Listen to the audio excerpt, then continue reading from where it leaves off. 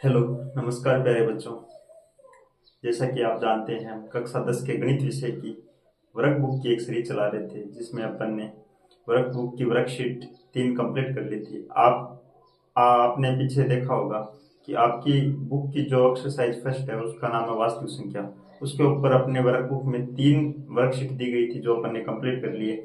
आज अपन इससे अगली वर्कशीट यानी कि वर्कशीट नंबर 4 कम करेंगे, जिसका अपना टॉपिक रहेगा बहुपद। क्या रहेगा? बहुपद। इसको इंग्लिश में बोलते हैं हम पॉलिनोमियल। देखो, पहले इसके कुछ क्वेश्चन अपन देखने से पहले इसका बेसिक अपन जानेंगे कि बहुपद होता क्या है, किस प्रकार बहुपद बनता है, और इसके कुछ सूत्र और इनके बहुपद के शून्यक वगैरह अपन समझेंगे। तो देखो, बहुपद समझाने से पहले मैं आपको समझाता हूँ। एक तो होता है अपने चर और एक होता है अचर, यानी कांस्टेंट। एक होता है वेरिएबल। यानी चर क्या होता है, अचर क्या होता है। चर को अपन सामान्यतः अंग्रेजी वर्णमाला के जो अल्फाबेट होते हैं, एक्स वाई जेड, इनसे प्रदर्शित करते हैं। ये कोई भी स्वतंत्र मान प्राप्त कर सकते हैं, वो सारे क्या कहलाते हैं? चर। जैसे X Y Z R S P, ये एंड्स ऑन, ये सारे क्या कहलाएंगे? चर कहलाएंगे। अचर क्या होता है? अचर वे सारे मान होते हैं जिनके सारे मान फिक्स होते हैं। जैसे कि 2 है, -5 है, 3/8 है, या फिर ए है, बी है। ये सारे मान अपने फिक्स मान रखते हैं, यानी ये क्या एक निश्चित मान ग्रहण करते हैं। वो सारे क्या होते हैं? अचर। और ये होते हैं चर। और चर अचर के बीच में वो भी गणितीय संक्रिया, जैसे प्लस माइनस गुणा, ये लगा के अपन भाग भी आप लगा सकते हैं। भाग ये लगा के जो बीजीय व्यंजक अपने को प्राप्त होता है, तो किस प्रकार का बीजीय व्यंजक प्राप्त होता है? उस अगर बीजीय व्यंजक में बहु चर की घात अगर पूर्ण संख्या हो तो वो अपना क्या बनेगा? बहुपद बनेगा। एक बार दोबारा सुनिए आप। चर क्या है? कोई भी स्वतंत्र मान प्राप्त कर सकने वाले व्यंजक या प्रतीक, जिन्हें अपन अंग्रेजी वर्णमाला के अल्फाबेट से प्रदर्शित करते हैं। अचर क्या होता है? जो निश्चित मान रखते हैं वो सारे क्या कहलाते हैं? अचर। और चर अचर को गणितीय संक्रिया द्वारा प्राप्त बीज व्यंजक क्या कहलाता है? बीजीय व्यंजक कहलाता है। जैसे अपन अब बहुपद की परिभाषा में आपको बताऊं तो देखो, व्यंजक के बारे में अपन जान चुके हैं कि बीजीय व्यंजक इन चर और अचर के गणितीय संक्रियाओं के माध्यम से बनता है। तो बहुपद की परिभाषा क्या देखेंगे? पॉलिनोमियल क्या होता है? बीजीय व्यंजक की घात जब बीजीय व्यंजक में चर की घात पूर्ण संख्या हो, पूर्ण संख्या हो, क्या कहलाता है? बहुपद कहलाता है। बहुपद कहलाता है।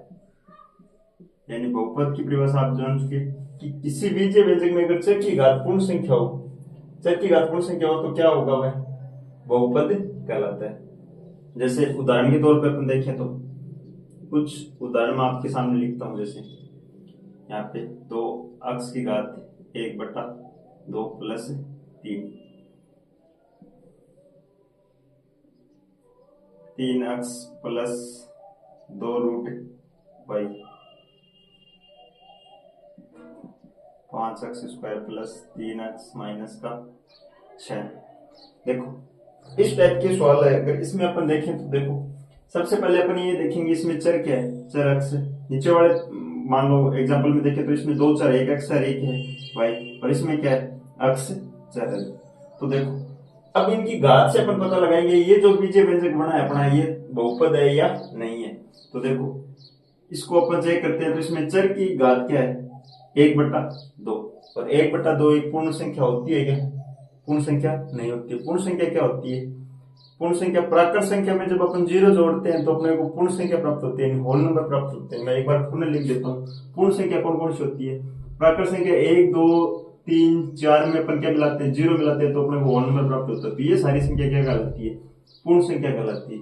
तो इनकी घात अगर चर की घात इन संख्याओं में से है तब तो ये बहुपद कहलाएगा, अन्यथा ये बहुपद नहीं है। इसका मतलब 2x की घात 1/2 प्लस 3 बहुपद नहीं है, बहुपद नहीं है।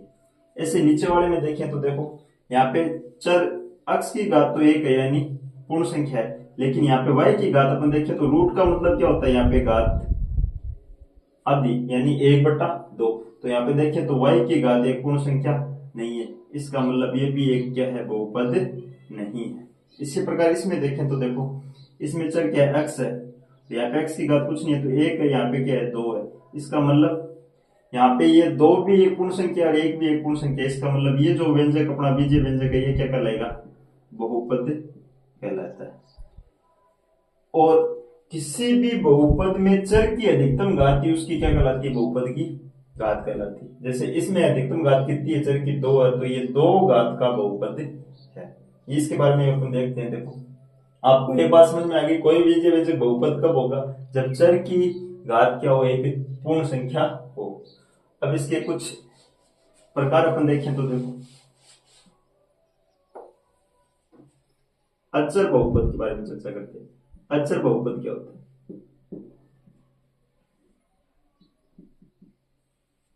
अचर बहुपद ऐसा बहुपद जिसमें चर की अधिकतम घात शून्य हो, तो वो क्या बनेगा, अचर बहुपद बनेगा। तो ऐसा बहुपद जिसमें चर की अधिकतम घात शून्य हो क्या कहलाता है, अचर बहुपद, अचर बहुपद कहलाता है। जैसे एग्जाम्पल के तौर पर अपन देखें तो कोई भी आप चर ले लीजिए, उसकी घात अगर 0 लेंगे तो एक अचर बहुपद बनेगा। जैसे मान लो मैंने x लिया, x की घात अगर 0 लोगे तो ये किसी भी संख्या की घात 0 हो, घातांक में अपन पढ़ चुके हैं, उसका मान कितना होता है 1।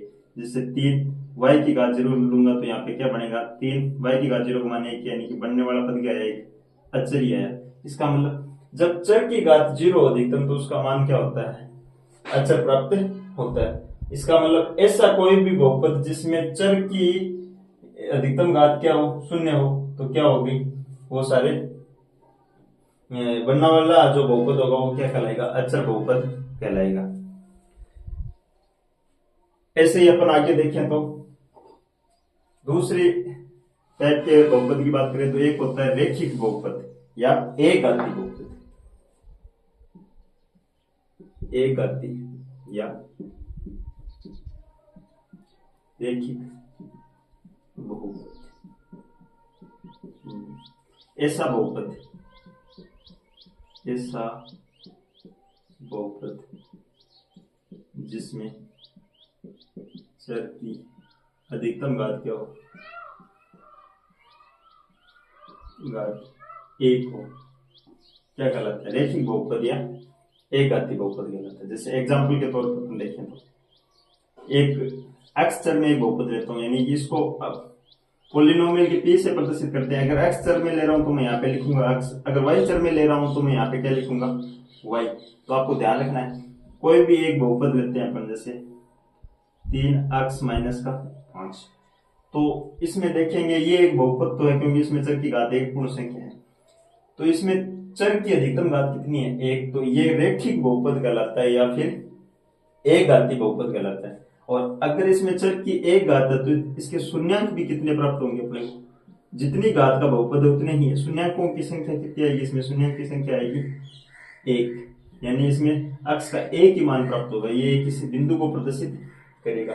ये भी अपन चर्चा करेंगे कि शून्यांक के मान कैसे निकलेंगे। कोई भी बहुपद है, जैसे इसको एक बार सरल कर लेते हैं, इस बहुपद में जैसे अपने को एक शून्यांक निकालना है इसका, तो शून्यांक निकालने के लिए सबसे पहले क्या करते हैं, बहुपद को 0 के बराबर रखते हैं।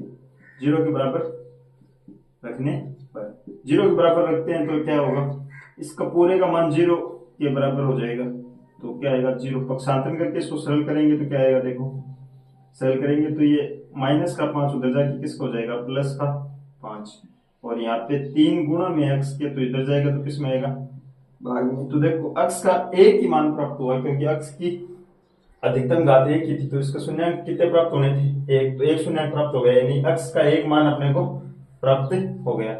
इस प्रकार ये एक बिंदु के रूप में रेखिक बहुपद को अपन प्रदर्शित कर सकते हैं।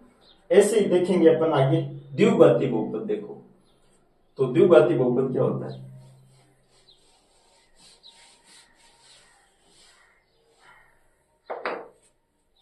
परिभाषा सब में सेम ही रहेगी। यहाँ पे नाम से स्पष्ट है द्विघात, यानी कि ऐसा बहुपद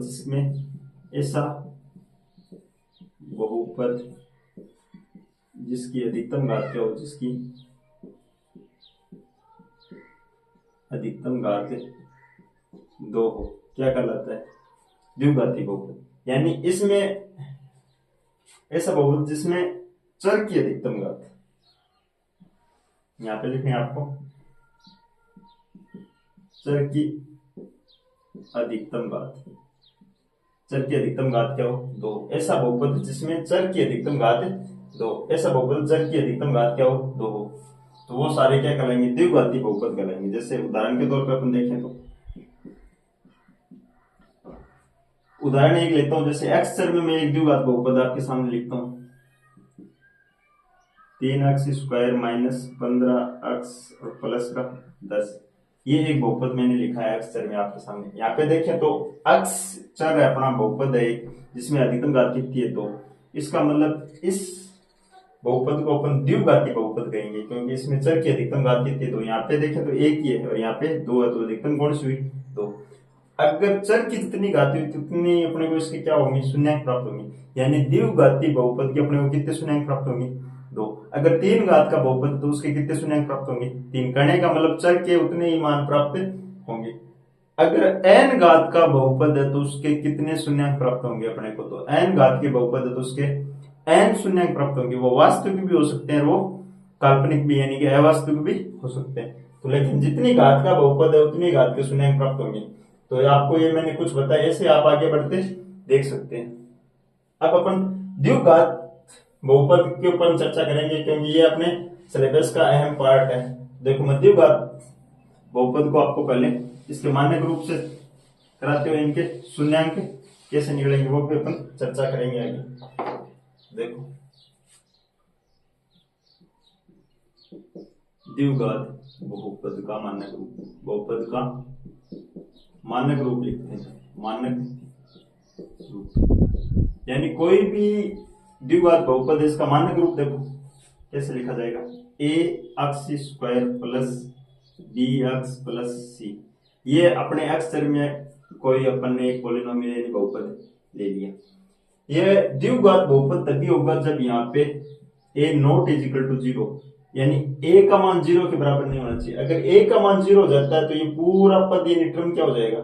0 हो जाएगा। इसका मतलब ये px फिर द्विघाती बहुपद रहेगा ही नहीं, ये एक घाती यानी रेखिक बहुपद बन जाएगा। इसका मतलब ये द्विघाती बहुपद तभी हो सकता है जब a का मान क्या हो?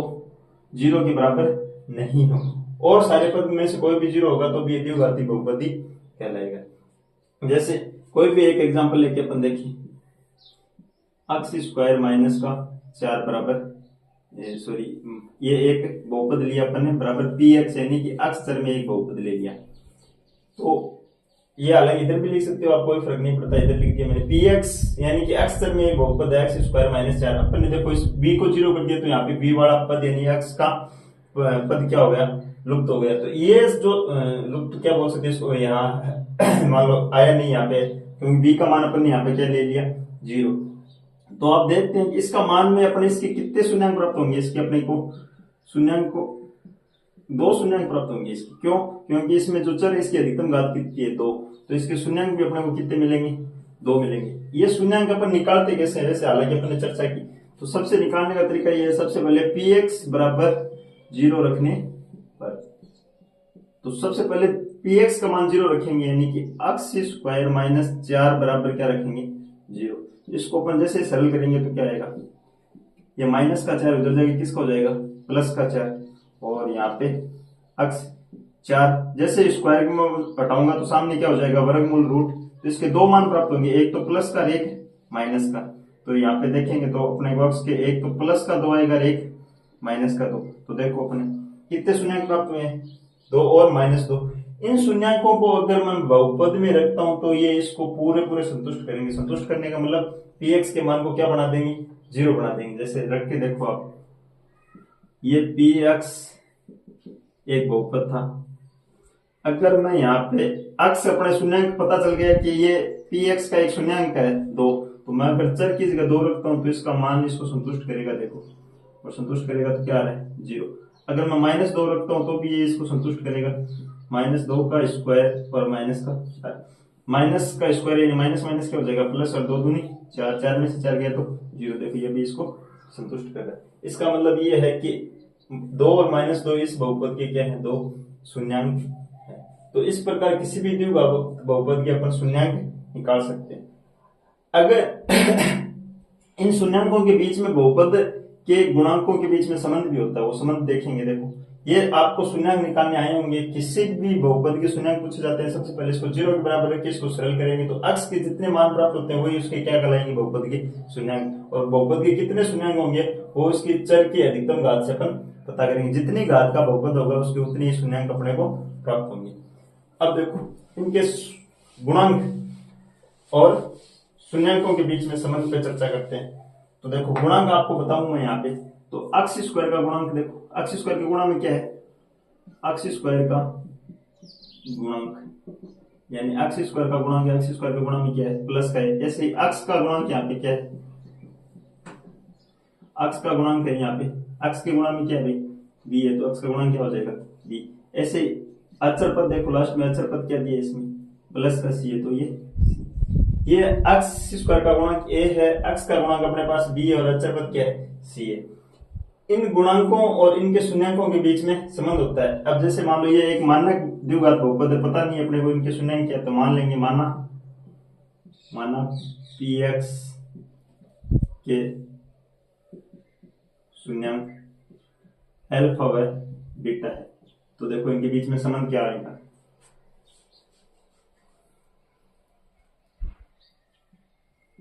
द्विघात बहुपद के गुणांकों व शून्यंकों के मध्य संबंध, शून्यंकों के बीच संबंध या मध्य संबंध, यानी कि इनके बीच में क्या क्या संबंध होंगे, गुणांक और शून्यंकों के बीच में। देखो पहला संबंध मैं आपको बताता हूँ क्या होता है। शून्यंकों का योगफल इसके बराबर आता है हमेशा, शून्यंकों का योगफल, यानी शून्यंकों का योगफल बोल दो या शून्यंकों का योग बोल दो सीधे आप। शून्यंकों का योग किसके बराबर होगा, माइनस अक्स का गुणांक, माइनस अक्स का गुणांक बट्टा अक्स स्क्वायर का गुणांक। यानी कि शून्यंकों का योग किसके बराबर होता है, माइनस अक्स का गुणांक बट्टा अक्स स्क्वायर का गुणांक। जैसे अपने पास शून्यंक कौन कौन से हैं, एक तो अल्फा और बीटा, मान लो 2 शून्यंक अपने पास प्राप्त हुए, तो इनका जोड़ अल्फा प्लस बीटा बराबर माइनस अक्स का गुणांक, अक्स का गुणांक क्या है अपने पास बी, तो यहाँ पे बी आएगा, और अक्स स्क्वायर का गुणांक क्या है ए, तो अक्स स्क्वायर का गुणांक यहाँ पे क्या लिखेंगे ए। यानी कि किसी द्विघात बहुपद के शून्यंकों का योग हमेशा माइनस बी बट्टा ए, यानी कि माइनस अक्स का गुणांक बट्टा अक्स स्क्वायर के गुणांक के बराबर होता है। इसी प्रकार दूसरा अपन संबंध देखें तो देखो शून्यंकों का गुणनफल, यहाँ पे बताता हूं आपको, शून्यंकों का गुणनफल, शून्यंकों का गुणनफल किसके बराबर आएगा, यहाँ पे अचर पद आएगा और बट्टा में एक्स स्क्वायर का गुणांक ही आएगा, एक्स स्क्वायर का गुणांक। तो कोई भी शून्यंक है उनका गुणनफल यानी अल्फा गुणा बीटा का मान किसके बराबर होगा, अचर पद, अचर पद का मतलब इसका मान क्या आएगा सी, और बट्टा अक्स स्क्वायर का गुणांक क्या है ए। तो इन दोनों का गुणनफल यानी अल्फा गुणा बीटा का मान किसके बराबर होगा, सी बट्टा ए के। तो ये किसी भी द्विघात बहुपद के शून्यंकों और गुणांकों के बीच में संबंध होता है। इनसे अच्छे प्रश्न अपने बोर्ड एग्जाम में बनते हैं, तो आप इनको अच्छे से ध्यान में रखेंगे। एक बार फिर से बता देता हूं कि किन्हीं भी दो शून्यंकों का योग बराबर होता है उनके माइनस अक्स का गुणांक बट्टा अक्स स्क्वायर का गुणांक। देखो या फिर से आप याद रखो तो उनके शून्यंकों का योग बराबर होता है माइनस बी बट्टा ए। इसी प्रकार शून्यंकों का गुणनफल बराबर होता है अचर पद बट्टा अक्स स्क्वायर का गुणांक, यानी कि अल्फा गुणा बीटा बराबर सी बट्टा ए। तो इन पे भी अच्छे सवाल अपने बनते हैं, इसको आप ध्यान रखेंगे। और एक और बात मैं आपको बता देता हूं, कोई भी द्विघात बहुपद है उससे बनने वाला वक्र हमेशा परवलय को प्रदर्शित करता है, यानी कि इससे जो भी अपन वक्र खींचेंगे वो क्या बनेगा, एक परवलय बनेगा, यानी कि पैराबोला प्राप्त होगा। हालांकि ये अपने सिलेबस में नहीं है, फिर भी आपको ध्यान में रखना है। जैसे अपने को दो चरों वाली एक रैखिक समीकरण किसको प्रदर्शित करती है, एक रेखा को प्रदर्शित करती है, और एक रैखिक बहुपद किसको प्रदर्शित करता है, एक बिंदु को प्रदर्शित करता है। उसी प्रकार px बराबर अगर कोई द्विघात समीकरण है अक्ष में, तो वो हमेशा किसको प्रदर्शित करेगी, परवलय को प्रदर्शित करेगी, यानी परवलय का निर्माण करती है। तो ये कुछ बेसिक अपन ने बहुपद के बारे में देखी। अब इसकी कुछ क्वेश्चन अपन करके देखते हैं। देखिए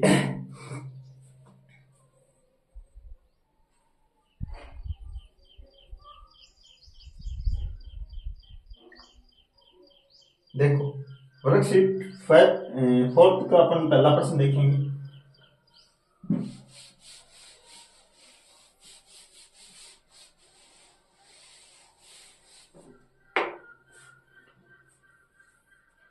वर्कशीट 4 का अपन पहला क्वेश्चन देख रहे हैं, क्वेश्चन नंबर 1। क्या दिया है देखो, बहुपद px का शून्यांक होगा। एक बहुपद दिया है अपने को, px का शून्यांक पूछा है, शून्यांक होगा जहां px का मान क्या दिया है, px इजिकल टू दिया है 2x प्लस 1 है। तो देखो किसी भी बहुपद का अपन शून्यांक निकालते हैं तो सबसे पहले देखो क्या करते हैं, एक बहुपद दिया अपने को अक्ष चर में 2x प्लस का 1, तो इसमें देखेंगे चर की अधिकतम घात कितनी है, इसमें चर की अधिकतम घात क्या है, 1 है, तो इसके कितने शून्यांक प्राप्त होंगे, 1। सरल करने का तरीका अपना क्या रहेगा, सबसे पहले अपन px बराबर 0 रखने पर 0 रखेंगे तो यहाँ पे क्या आएगा देखो, जैसे इसके बराबर 0 रखूंगा तो इस पूरे मान, उस पूरा का मान क्या हो जाएगा, 0 हो जाएगा, यानी 2x प्लस 1 बराबर 0। पक्षांतरण कर लो आप, तो यहाँ पे प्लस का 1 इधर जाएगा तो क्या हो जाएगा, माइनस का 1, और यहाँ पे अक्ष के गुणा में दो तो इधर आएगा भाग में, तो देखो अक्ष का मान प्राप्त होगा -1/2। हालांकि ये एक वस्तुनिष्ठ प्रकार का प्रश्न है, तो आप इनके ऑप्शन से भी इसको सरल कर सकते थे। जैसे ऑप्शन इसमें देखो क्या दिए हैं, ए दिया है 1, ब दिया है -1/2, स दिए हैं 1/2 और द दिए हैं 2। तो देखो कैसे सरल कर सकते हैं, अगर ये इस बहुपद के शून्यांक है इनमें से कोई भी, तो वो इसको संतुष्ट करना चाहिए। तो यहाँ पे रख के आप देख ले सकते थे, चर x की जगह अगर आप 1 रखते तो इसका मान 0 होना चाहिए था, तो यहाँ पे 1 रखते हैं तो अपन देख रहे हैं इसका मान नॉट इक्वल टू 0 है, इसका मतलब ये इसका एक शून्यांक नहीं है। -1/2 रख के देखो आप यहाँ पे, तो यहाँ पे -1/2 आप रखोगे तो देखो 2 इंटू -1/2 प्लस का 1, 2 से 2 कैंसिल, यहाँ पे देखो -1 प्लस का 1 बराबर 0, यानी कि ये इसका एक क्या है, शून्यांक हो जाएगा। हालांकि अपन इससे भी इसका एक शून्यांक निकाल सकते हैं, तो इसका अपना राइट ऑप्शन कौन सा हो जाएगा, ऑप्शन नंबर ब। तो ये अपना पहले क्वेश्चन का आंसर अपन ने निकाल लिया, क्या आया -1/2। अब चलते हैं दूसरे क्वेश्चन पर। देखो दूसरे क्वेश्चन में क्या दिया है, बहुपद अक्ष स्क्वायर -3 के शून्यांक होंगे। हाँ, इसी तरह इसमें पूछा गया है, बहुपद अक्ष स्क्वायर -3 के शून्यांक होंगे, ये पूछा गया। तो देखो करने का तरीका वही रहेगा, अक्ष चर में एक बहुपद दिया अपने को, द्विघात बहुपद है, क्योंकि इसमें चर की अधिकतम घात क्या है, 2 है, तो द्विघात बहुपद है। द्विघात बहुपद है तो इसको सरल करेंगे तो अपने को कितने शून्यांक प्राप्त होंगे, 2, जो अपन पीछे चर्चा भी कर चुके हैं। इसको सरल करने का तरीका वही रहेगा, अपने इसके बराबर क्या रखेंगे, 0 लेने पर या रखने पर देखो क्या आएगा, यहाँ पे 0 लेंगे तो अक्ष की घात 2 माइनस का 3 बराबर 0। सरल करो इसको तो ये -3 उधर जाएगा तो किसका हो जाएगा, +3। अब इसका जैसे ही अपन दोनों तरफ वर्गमूल करेंगे तो ये आएगा 3। अक्ष चर में तो एक तो प्लस का आएगा, एक माइनस का, इसके 2 शून्यांक प्राप्त होंगे। आपको ध्यान रखना है, अगर इधर अक्ष के स्क्वायर है तो अक्ष कितने मान प्राप्त करेंगे, 2। जैसे इसको सरल करेंगे तो इसमें √3 बनेगा, एक तो बनेगा प्लस का, एक बनेगा माइनस का, तो इसका मतलब इसके शून्यांक प्राप्त हो गए, तो प्लस का √3 और एक माइनस का √3। अगर अपन ऑप्शन देखें तो देखो इसमें 4 ऑप्शन दिए हैं, पहला दिया है 3, 3, जो नहीं होगा अपना दूसरा दिया -√3 और √3, बिल्कुल -√3 भी होगा और √3 भी होगा। इसका मतलब क्वेश्चन नंबर 2 का भी अपना ऑप्शन है वो बाय राइट हो जाएगा। तो ये क्वेश्चन नंबर 2 का भी अपन हल निकाल लिया। अब क्वेश्चन नंबर 3 को अपन देखें तो देखो क्वेश्चन नंबर 3 में क्या दिया है। क्वेश्चन नंबर 3 में दिया यदि बहुपद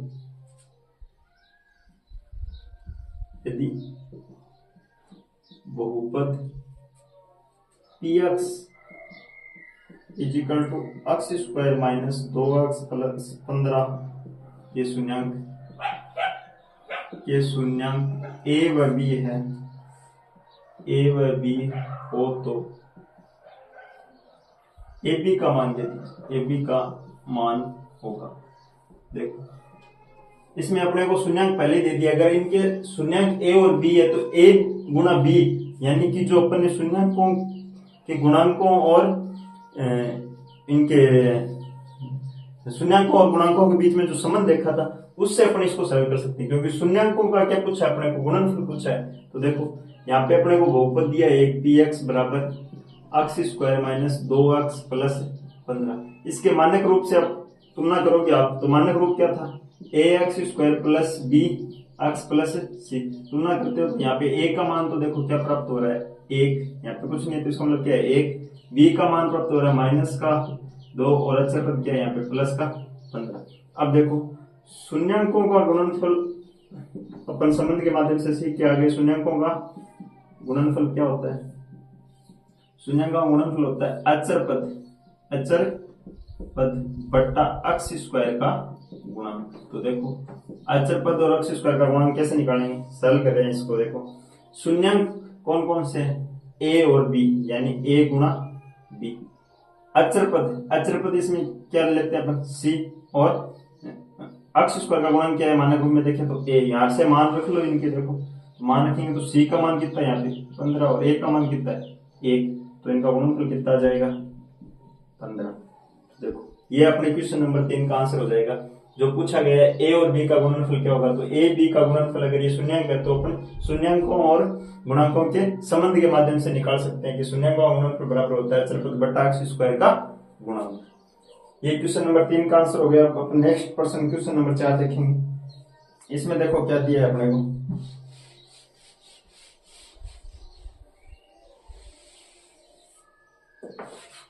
क्वेश्चन 4 देखो दिया है यदि p और q बहुपद x² माइनस 2x प्लस 1 के शून्यांक हो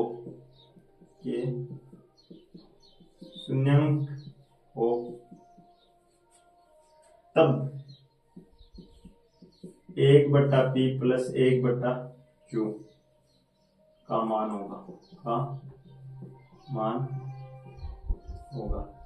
ये पूछा गया इस बहुपद का मान क्या होगा, अगर ये p और q क्या दिए गए बहुपद के क्या है शून्यांक है, यानी p और q बहुपद अक्षर में तो इसको ऐसे लिख दूं मैं, px बराबर x² 2x प्लस 1 के शून्यांक है। ये बात अपने को दी शून्यांक है और पूछा गया अपने को इस व्यंजक का मान। तो इस व्यंजक को देखो सरल करें तो क्या आएगा 1/p प्लस 1/q। p और q दोनों क्या इसके शून्यांक है, तो इसको थोड़ा सा सरल करें तो क्या आएगा, देखो नीचे लघुत्तम लेंगे p गुणा q, p से p कैंसिल, क्या बचा q, q से q कैंसिल होगा तो क्या बचेगा यहाँ पे p, तो यहाँ पे बचा p प्लस q, यानी शून्यांकों का योग बट्टा शून्यांकों का गुणनफल।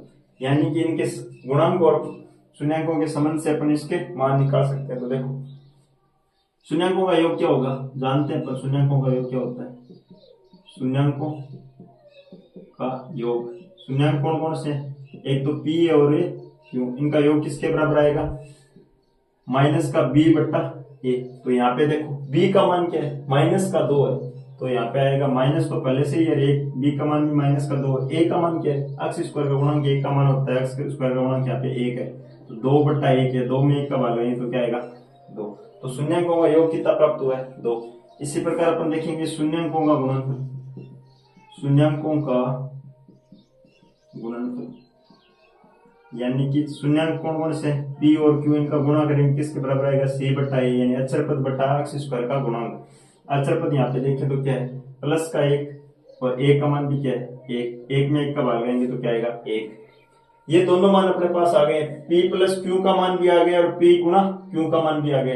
ये दोनों मान यहाँ पे रखेंगे तो इस व्यंजक का मान प्राप्त हो जाएगा। इसका मान तो आया था 2 और इसका कितना आया था 1, 2 में 1 का भाग लेंगे तो 2 में 1 का भाग लेंगे तो क्या आएगा 2। तो ये अपने क्वेश्चन नंबर 4 का क्या हो जाएगा आंसर।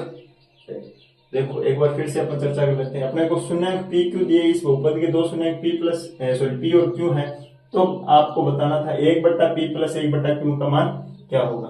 इस व्यंजक को अपन ने सरल किया तो देखो अपने को शून्यांकों के जो संबंध होते हैं उस रूप में प्राप्त हो गए दोनों। एक तो हो गया शून्यांकों का योग और शून्यांकों का गुणनफल। तो ये अपन ने इनके संबंध के माध्यम से इनका मान निकाल लिया। शून्यांकों का योग तो आया 2 और गुणनफल आया 1, जो मान यहाँ पे रखा तो अपने को इस व्यंजक का मान प्राप्त हो गया 2। तो अपने क्वेश्चन नंबर 4 का जो आंसर हो जाएगा वो क्या होगा 2 हो जाएगा। अब नेक्स्ट प्रश्न 5 पर अपन चर्चा करें तो देखो क्या दिए है।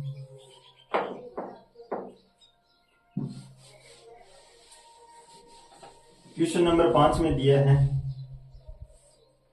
एक n घात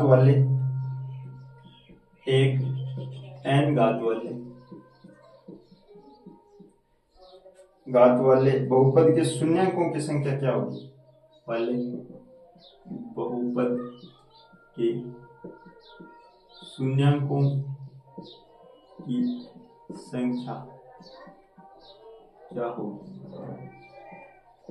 देखो बहुत ही आसान प्रश्न पूछ लिया गया है। n घात का कोई एक बहुपद है और उसमें शून्यांक कितने होंगे। तो अपन ने अभी थोड़ी देर पहले ही चर्चा की थी कि जितनी घात का बहुपद होता है उसमें शून्यांकों की संख्या उतनी होती है। यहाँ अगर n घात का बहुपद है तो इसमें शून्यांकों की संख्या भी कितनी होगी, तो शून्यांकों की संख्या कितनी प्राप्त होगी अपने को, शून्यांकों की संख्या भी आएगी ये अपना इसका छोटा सा आंसर क्या बनेगा n। तो अपन ने कार्यपत्रक के 5%, कार्यपत्रक 4 यानी वर्कशीट 4 के अपन ने आज 5% देखे और बहुपद का कुछ बेसिक भी देखा। मैं आशा करता हूँ आपको अच्छे से समझ में आया होगा। अगर आपको क्लास अच्छी लग रही है तो अपने साथियों के साथ लाइक शेयर और सब्सक्राइब जरूर करें। मिलते हैं नेक्स्ट क्लास में नेक्स्ट प्रश्नों के साथ, तब तक के लिए जय हिंद जय भारत, थैंक यू।